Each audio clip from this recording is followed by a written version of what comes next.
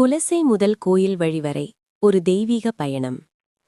முன்னொரு காலத்தில் பாண்டி நாட்டின் முத்துக்கடல் ஓரத்தில் அமைந்திருக்கும் குலசேகரன் பட்டினத்தில் அன்னை முத்தாரம்மன் சுயம்புவாக தோன்றி அருளாட்சி செய்து வந்தாள். அன்னைக்கு தசரா திருவிழா என்றால் அத்தனை உவகை.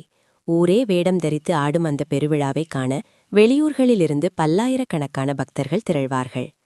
ஒரு பக்தனின் வேண்டுதல்.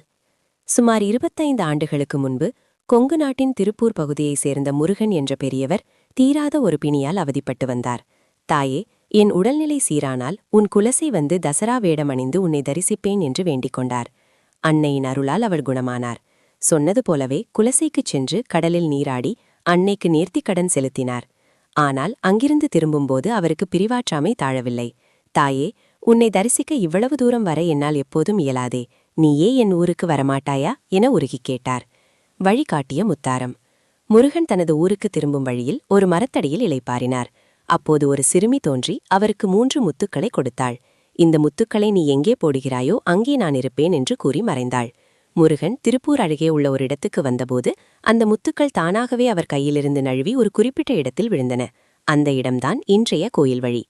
கோயில் வழி உருவான விதம். முத்துக்கள் விழுந்த அந்த இடத்தில் முருகன் ஒரு சிறிய மேடையை அமைத்து குலசை முத்தாரம்மனை நினைத்து வழிபடத் தொடங்கினார். குலசைக்கும் இதற்கும் என்ன தொடர்பு?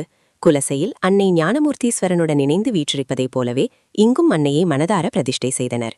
அன்னை வந்தடைந்த அந்த பாதை கோயில் நோக்கிச் செல்லும் வழி என்பதால் அந்த ஊருக்கு கோயில் வழி என்ற பெயரை நிலைத்தது. 2 கோயில்களின் ஒற்றுமை. இன்று கோயில் வழி முத்தாரம்மன் கோயிலும் குலசை போலவே தசரா திருவிழாவிற்கு பெயர் பெற்றது. குலசையைப் போலவே இங்கும் பக்தர்கள் பல்வேறு வேடங்கள் தரித்து நேர்த்திக்கடன் செலுத்துகிறார்கள். தெற்கே கடலோரம் இருக்கும் அன்னை கொங்கு நாட்டு பக்தர்களுக்காக இங்கே திருப்பூர் அருகே வந்து அமர்ந்ததாக ஐதீகம். தரிசன பலன்.